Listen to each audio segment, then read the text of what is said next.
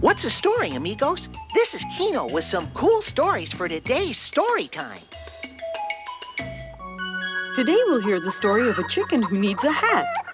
There must be a hat around here somewhere.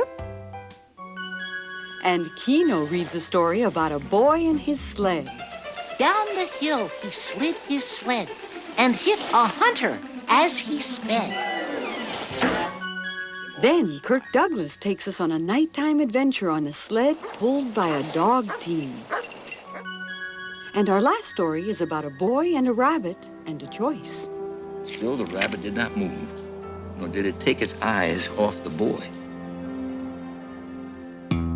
Major funding for Storytime is made possible by a grant from Helen and Peter Bing, so that families everywhere can share the joy of reading with their children. Additional funding is provided by the Corporation for Public Broadcasting and by the annual financial support from viewers like you.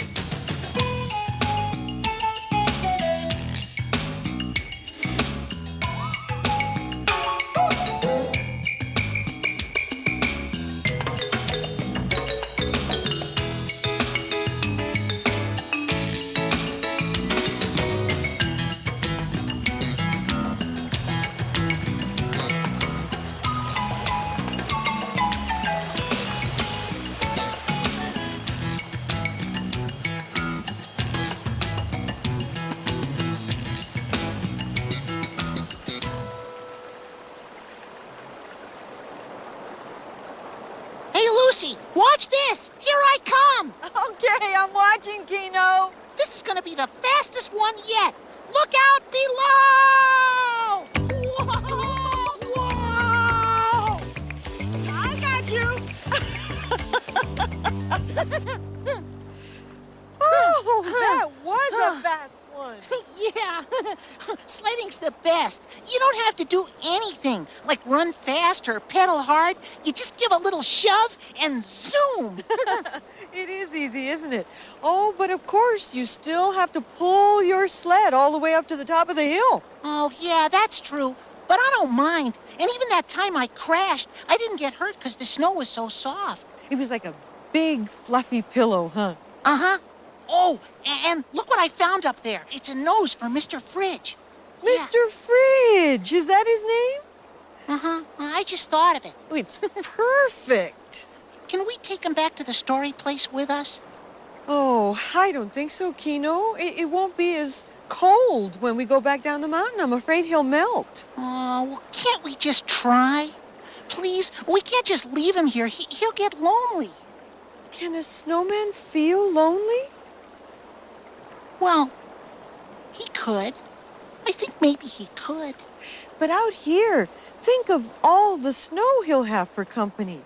You know, I think snowmen really like to stay out in the snow. It's cold and frosty, just like them. Well, maybe. But I still want to take him back to the story place with us. Well, tell you what, Kino. I'm starting to shiver, and so are you. No, I'm not. Oh, yes, you are. Well, maybe a little. Well, why don't we warm up back at the cabin, and then we'll decide. Aw, gee, do we have to? I was gonna find some more pebbles so Mr. Fridge could have buttons, and some better twigs for the arms, and maybe he could wear my hat. Oh, I brought a wonderful story about the search for a hat in the snow. We could read it by the fire. Oh, gee. A story? Well, now that you mention it, that cabin sounds pretty good. Okay. Oh, good. Come on. Ooh. Wait right here, Mr. Fridge. We'll be back for you.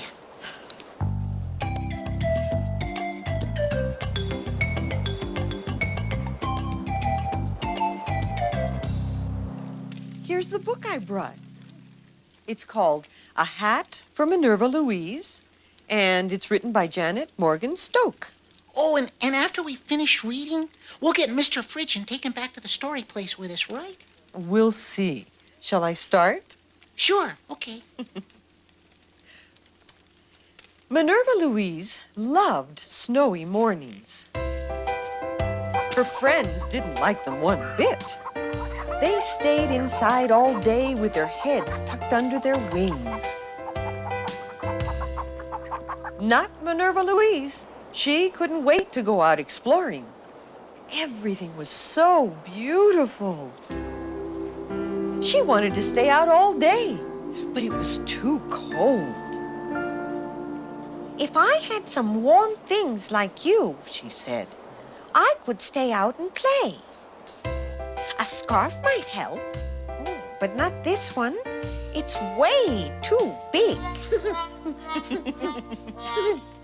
And these shoes are too big, too.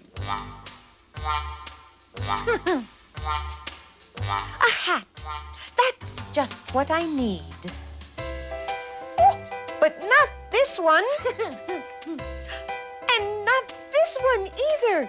It's too heavy. That's a shoe. There must be a hat around here somewhere. Mirnerva Louise looked outside. Everyone had on a fluffy white hat.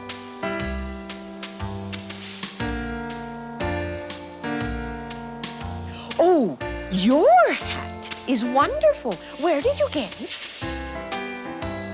Oh, look! What's over here? A hat. It's perfect. But what's this? Oh, it's two hats. Which was just fine with Mirnerva Louise. Boy, that's such a funny story, Lucy. Mirnerva Louise didn't know a scarf from a hose or a hat from a shoe. She was confused, wasn't she? She even thought that the snow that was on top of everything was a whole bunch of hats. Yeah, that's right. And the mittens she found kept her tail and her head warm. Yeah. Hey, come to think of it, a real hat probably wouldn't make a very good chicken hat. A mitten is just the right size. It's chicken size. Right. Oh, guess what? I have another book. It's another book about the snow. Have you heard of this one? Will? No, I don't think so. Oh, I like this one. The pictures tell the story. Beautiful paintings.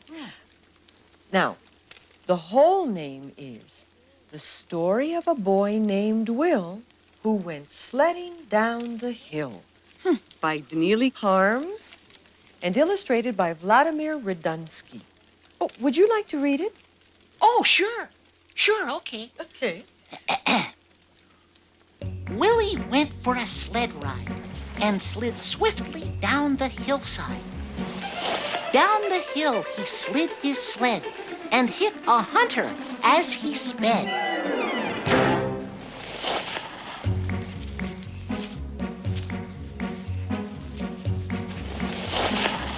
Now the hunter and Will are sitting on the sled, sliding swiftly down the hill. Down the hill they swiftly sped, till they ran into a dog. Wow! Now the dog and the hunter and the boy named Will are sitting on the sled, sliding swiftly down the hill. Down the hill they swiftly sped, till they ran into a fox.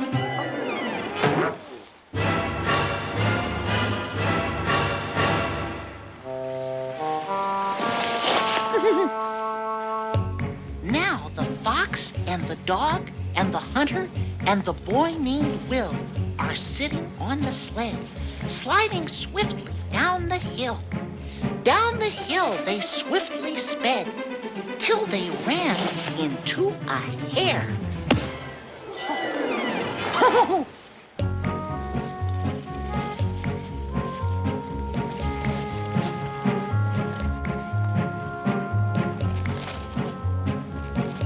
Now the hare and the fox and the dog and the hunter and the boy named Will are sitting on the sled, sliding swiftly down the hill.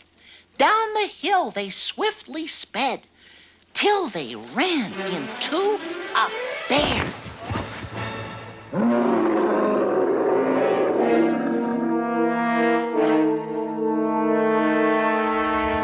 since then, I've heard it said, Willie never rides his sled. Kino, that was the perfect story to read after a day of sledding. Yeah, only I'm glad that I just crashed into some bushes and not into a dog and a fox and a bear. Yes, and I don't blame that poor boy for not wanting to sled anymore. Me neither. Oh, do you think there are any foxes or bears here in the woods? Well, there might be, but I think they like to keep to themselves. Oh, Kino, I think we'd better head back down the hill. Aw, Lucy, I don't want to leave. The snow's awesome, and so's this cabin, and so's the fire. I know, but Mr. Douglas is going to arrive at the story place, and we need to be there.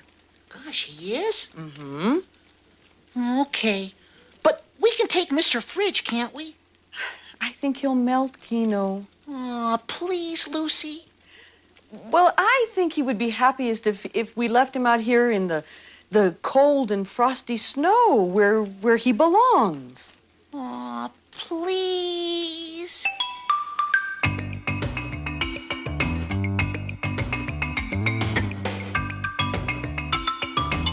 Well, listen, Lucy and Kino should be here any minute now.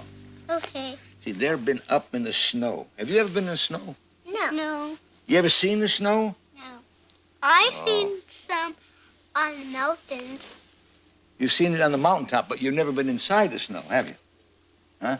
Well, when I read these books, you're going to get an idea of the snow, because where I come from, way up in upstate New York, there's lots. Hi, everybody. Hi. How are you? How you doing? Hi, Mr. Douglas. Hi. Hi, how you Matthew. doing? You look like... How you doing? Hey, what's in the bucket? Oh, Kino, tell him what's in the bucket.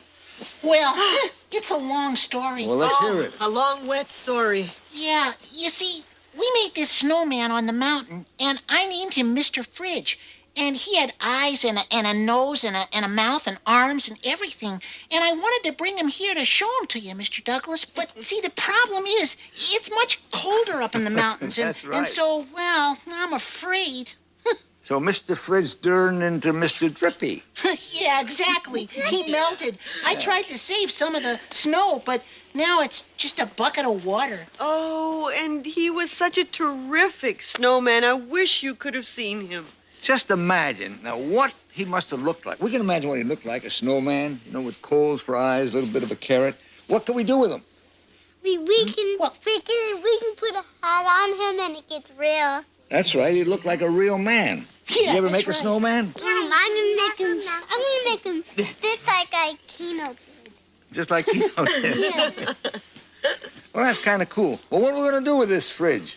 Well, you know, the snow is so cool. I must have been going 100 miles an hour on my snow saucer. I didn't want to leave the mountain. I know the feeling, Kino. Tell you what, would you like to hear a wonderful story about how beautiful and exciting the snow is at night? Oh, sure. You know, way up there in the north, it's very, very cold. And sometimes people ride on sleds that are pulled by dogs. Wow, they do? And they sure do. This story is called Dog Team. Got it right here. Okay. And it was written, see, this says Gary Paulson, and it was illustrated by Ruth Wright Paulson. And I'm going to read it to you. Sometimes we run at night. The full moon, when it is blue and white on the snow at the same time, so bright and clean and open you could read in the dark, we harness the dogs and run at night. Some small songs of excitement when the harnesses are put on because they want to run. Breathe to run, eat to run, live to run. But silent, straining to run, to go, to join the snow and the moon in the night, pulling against the tugs and the gangline tied to the sled, heaving until finally the hook is freed from the snow and they are gone.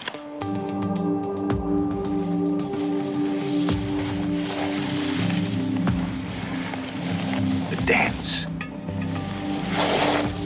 Through the trees, in and out, the sled whipping after them through the trees with no sound but the song of the runners. The high, soft shush whine of the runners and the soft jingle of their collars. Into the night. Look at this. Into the night. Into the night, yeah. Away from camp, away from people, away from houses and light and noise, and into only the one thing, into only winter night, they fly away and away and away.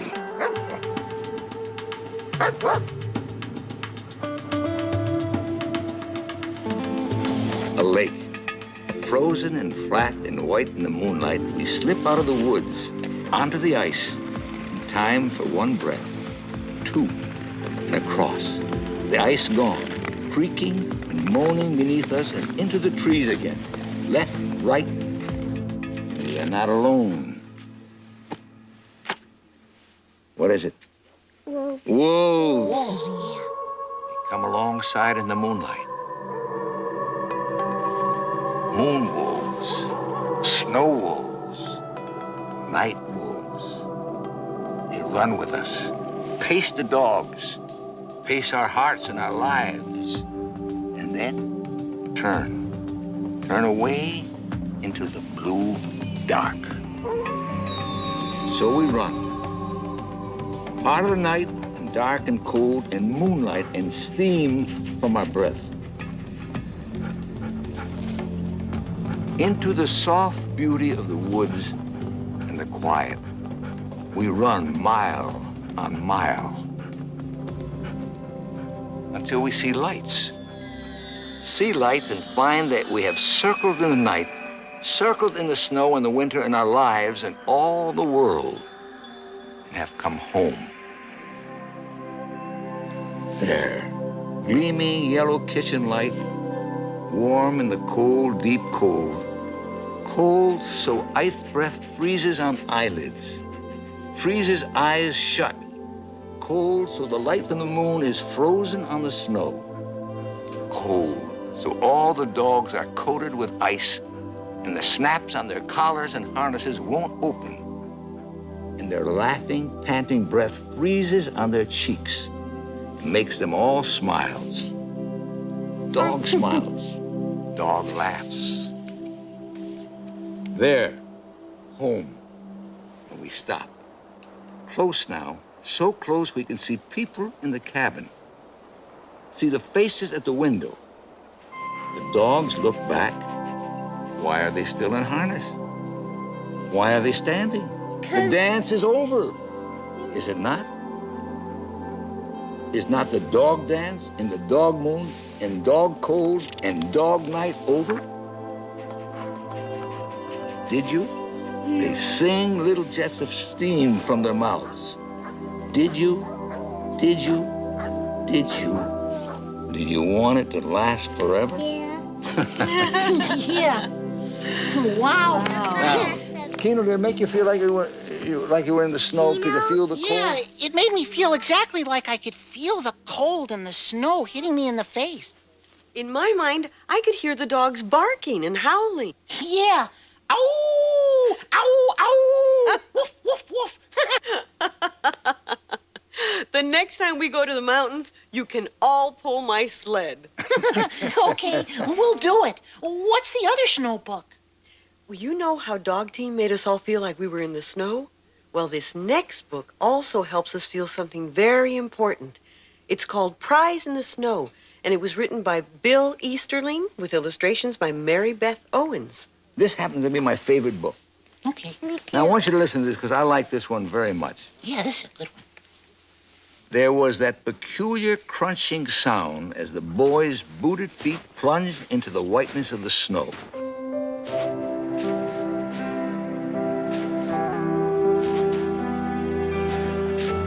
A cold February wind was blowing through the pines. The wind made a mournful sound. He was not afraid. Rather, he had feelings he had never tasted before. His throat was tight, his stomach knotted. He carried under his arm a wooden box, and in his pocket a stick and a carrot. A long string was tied to the stick. This was the day he planned to become a great hunter. He had watched the older boys for a week, and he knew that he, too, could catch a rabbit or a bird. It was easy. He had his brother's box and stick. The carrot came from his refrigerator. Now he was deep in the pine thicket near his house, and there was no turning back. His heart was beating rapidly. Now he chose a small clearing to put the trap in. All you had to do was set the box on the ground, prop it up with a stick, lay the carrot under it. Then, when the rabbit or bird came, pull the string, just like that. When it was ready, he hid behind a tree. It took a long time. He was about to give up. And then, look, he saw the rabbit. It came hopping slowly out of a pile of brush, sniffing, desperately searching for food. It was deep winter, and there was nothing left to eat in the forest. But the boy himself knew nothing of hunger. He held his breath as he watched, hoping almost aloud that the rabbit would take his bait. Then the rabbit saw the carrot and dove for the box. The boy could not keep from yelling aloud as he jerked the string. The box fell with a thud. For a moment, the boy just stood there, stunned. Then he slowly made his way to the box. A dozen thoughts crowded his mind. What should he do next? When the older boys lifted the box, the rabbit ran, or the bird flew. He did not want to lose his rabbit. He wanted to take it home and show it off. His brother and the older boys would laugh at him if he didn't have it to show. Cautiously, he knelt down to lift the box. Rabbits bite? Do they have teeth? Will it hurt? Didn't matter, he had to have it. But the rabbit didn't move. He stood stock still with a desperate and doomed look in his eyes. The boy knew something was wrong. Instead of finding a prize to be taken home, he saw a skeleton covered with fur. The rabbit could not run, for it was starving and near death. The boy took away the box and the stick. He put the carrot right in front of the rabbit's nose. Still, the rabbit did not move, nor did it take its eyes off the boy. Then the boy hid behind the tree, and in a moment, the rabbit began to nibble on the carrot. When the rabbit was full, it hopped slowly off toward the brush pile and disappeared. The boy came from behind the tree and walked over to the carrot. He picked it up, took it over to the brush pile, and laid it down right where the rabbit had disappeared. Then he straightened up and stood there for a long moment. Through the pines, he could see the lights coming on inside his house. He started for home. I'll bring it some bread tomorrow, he thought, as his boots broke through the crusty snow.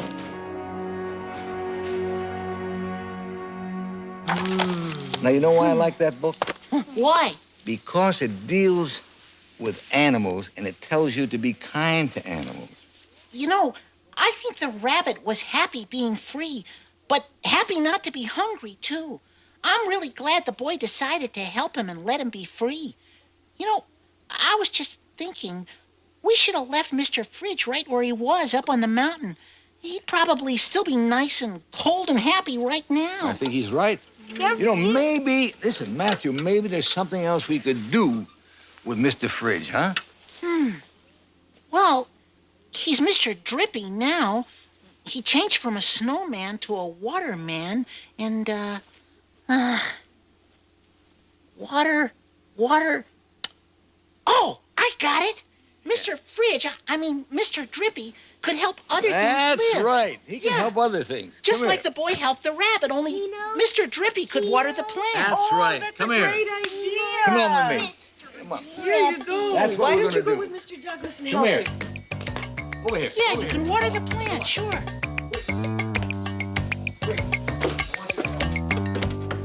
I know that this will make Mr. Fridge happy, And it'll make the plants happy. and it makes me happy. And you'll be happy with our story picks for today. I'd like to recommend another book about dogs and cold and snow. It's called The 5-Dog Night, and it's a humorous tale. And the other one is Lip Lap's Wish.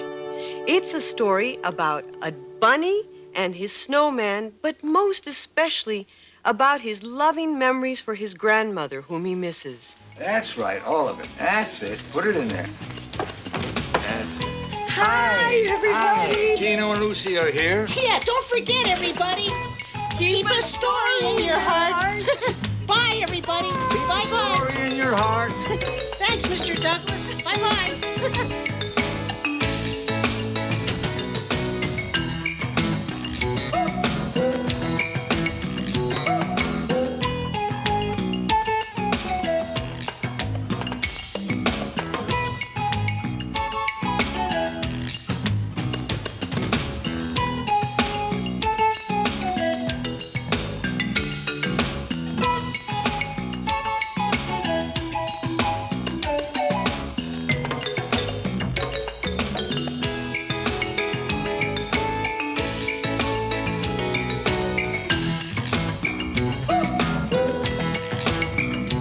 Today's Storytime books are A Hat for Mirnerva Louise, The Story of a Boy Named Will Who Went Sledding Down the Hill, Dog Team,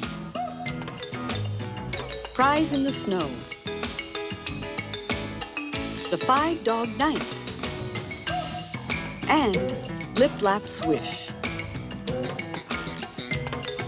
You can find these and other books at your local library.